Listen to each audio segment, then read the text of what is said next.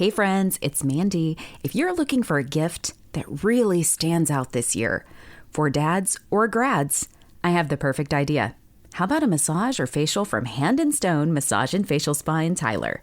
You know I've had the chance to experience their services myself, and they are truly next level. Whether it's helping a hardworking dad relax or giving a recent grad a little well-deserved self-care, Hand and Stone makes it easy to give them a gift they will truly appreciate. You know I like to customize my massages with the Himalayan salt stones. So many different add-ons that you can try. They've got those customizable massages, professional facials that you can customize specific for your skin as well, and gift cards to fit any budget. So you can treat them to something that's both thoughtful and personal. You can visit handandstonetyler.com to learn more or stop by in person in the Cumberland Shopping Center in Tyler. Welcome to the Celebrating Women podcast, hosted by Mandee Montana, a podcast that celebrates women, their stories, their struggles, and ability to overcome. Conversations that celebrate their gifts, their talents, and courage. It's the Celebrating Women podcast, presented by Hand and Stone Massage and Facial Spa in Tyler, Texas. With over 20 massage therapists and 6 estheticians, certified and trained in multiple protocols, you can get an affordable massage or facial located right here in the East Texas area. Book your appointment today. Stop by the spa in the Cumberland Shopping Center in Tyler or online at handandstonetyler.com. Welcome back to the Celebrating Women podcast. I'm Mandee Montana, and today I want to have a heart-to-heart about something, I think we often overlook in the hustle and bustle of life, and that's self-leadership.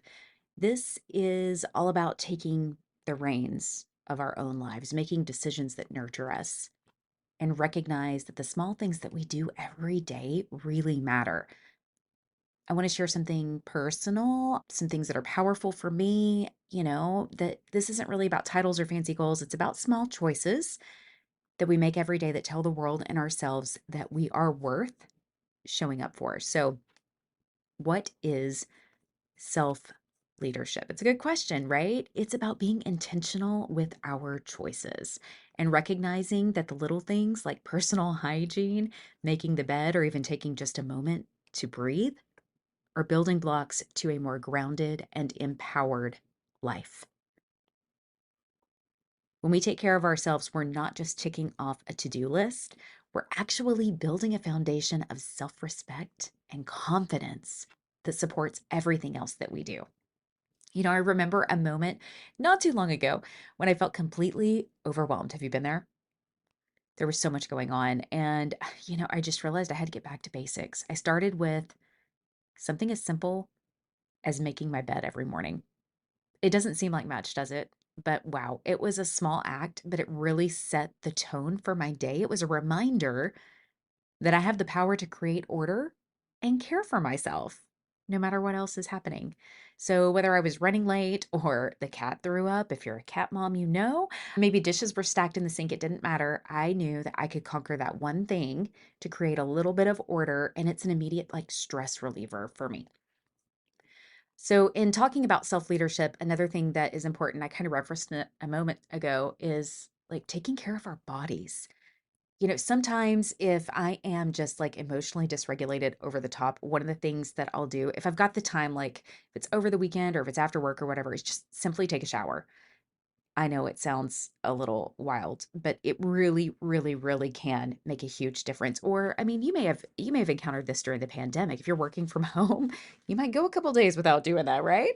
And there's nothing wrong with that, except that sometimes it can affect our mood and how we feel about ourselves. And so taking a shower can be a big deal. Another one for me, and this is just a personal thing, this may or may not be something that you do, is for me, it's to put my makeup on. It has become like a ritual for me, and I really enjoy it. Doing my hair and my makeup, I like the way that I look after I do that. And even the process of doing it feels almost meditative because it's a routine, right? It's this routine, it's this ritual that I do that makes me feel good about myself. So, just a few of those things in the morning, taking care of our bodies that we can do. And another thing that you can do is just go outside and get some sunlight. I like to think of us as plants, we need sunlight we need nutrients, and we need water to thrive. So, getting some fresh air and some sunlight first thing in the morning, eating something nutritious, fueling your body with protein, especially before you have caffeine, and, getting some movement in throughout the day or first thing in the morning, if you can make the time to do it, it's not just a checklist. Like, it really is going to help you feel better about yourself. And it is a way of leading yourself. So, one of my favorite ways to do that is just taking a few minutes to step outside and feel the sunshine on my face. It doesn't take long, sometimes just like 90 seconds, but it helps ground me.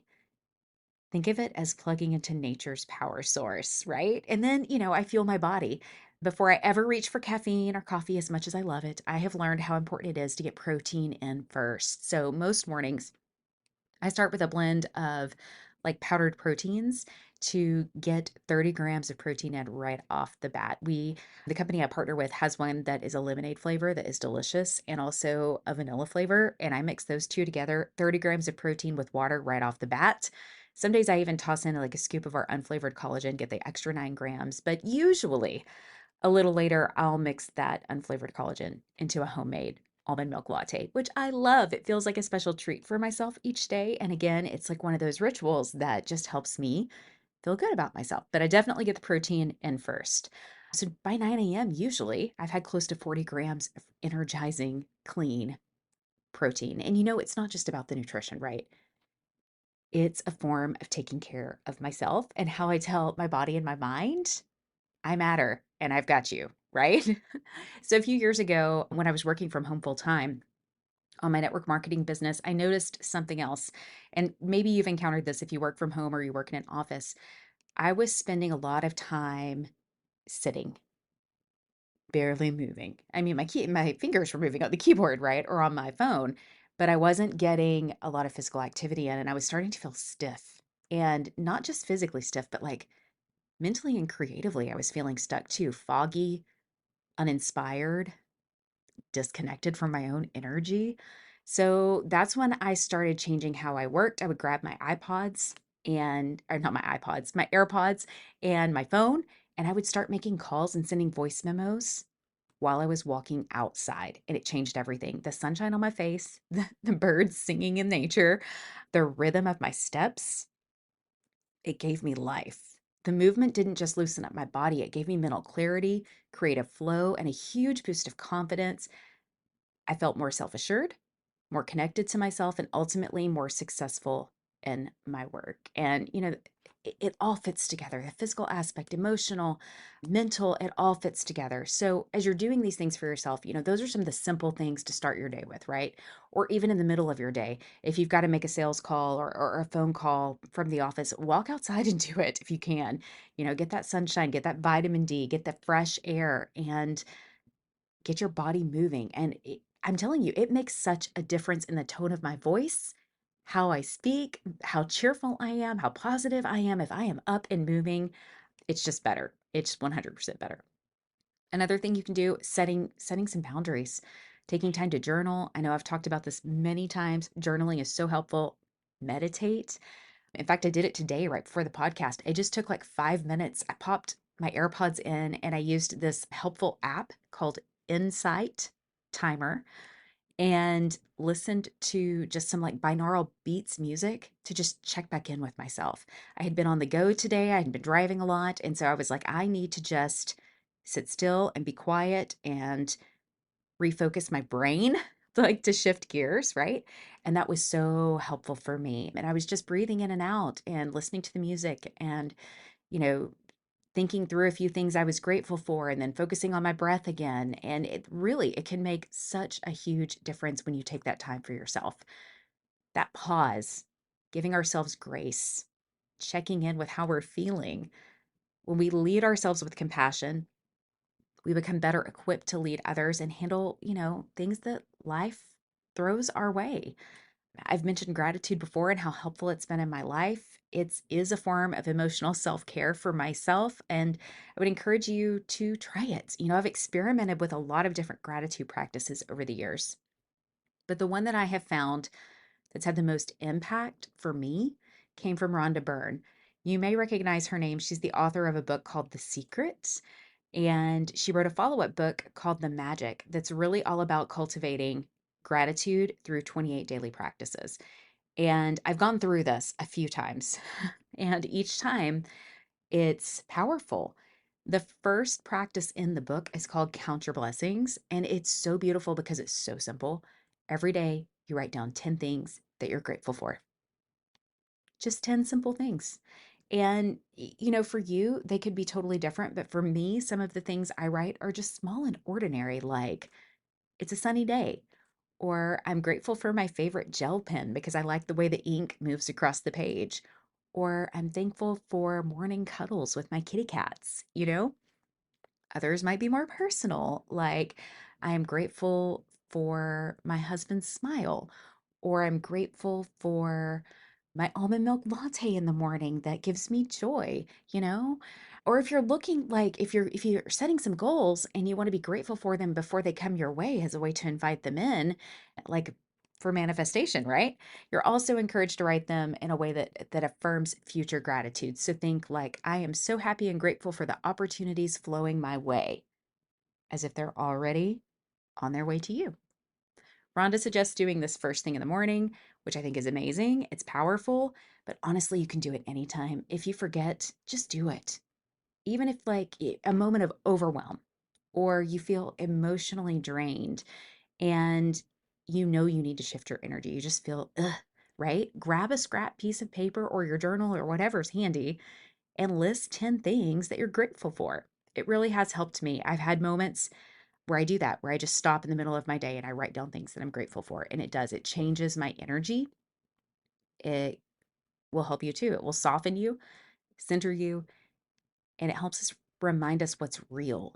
It's like hitting reset, just like putting on a favorite song. That's a great option too. Or listen to some of your favorite music while you're doing this. I do that from time to time as well. In fact, at one point, I had created a whole playlist of music that I loved, specifically to shift my energy if I was slipping into negativity or frustrated or feeling overwhelmed. And I got that idea from the book and the film The Secret by Rhonda Byrne as well.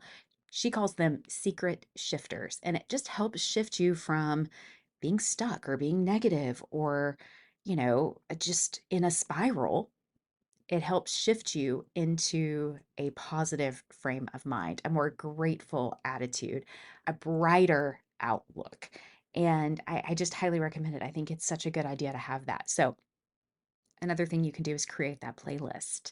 On my own journey, I've also found these small acts of self leadership have transformed my confidence and also my resilience.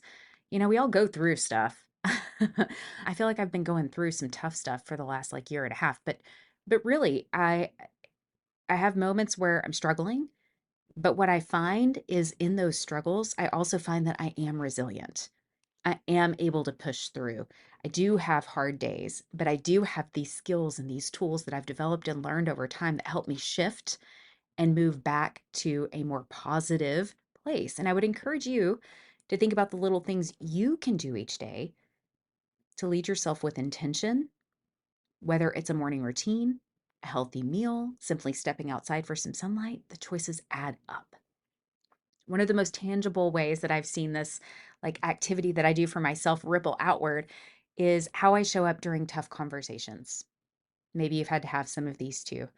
I've learned that I am a better version of myself, more hopeful and more present when I am in motion. I mentioned it before that previously I found that I was in a better mood if I was walking and talking. Same thing if I've got to have like a difficult conversation or if I'm on a coaching call with a client that is struggling. I find that I am better able to hold space and show up and be more hopeful and more present when I'm moving. Something as simple as walking while I talk, it helps me stay upbeat and grounded.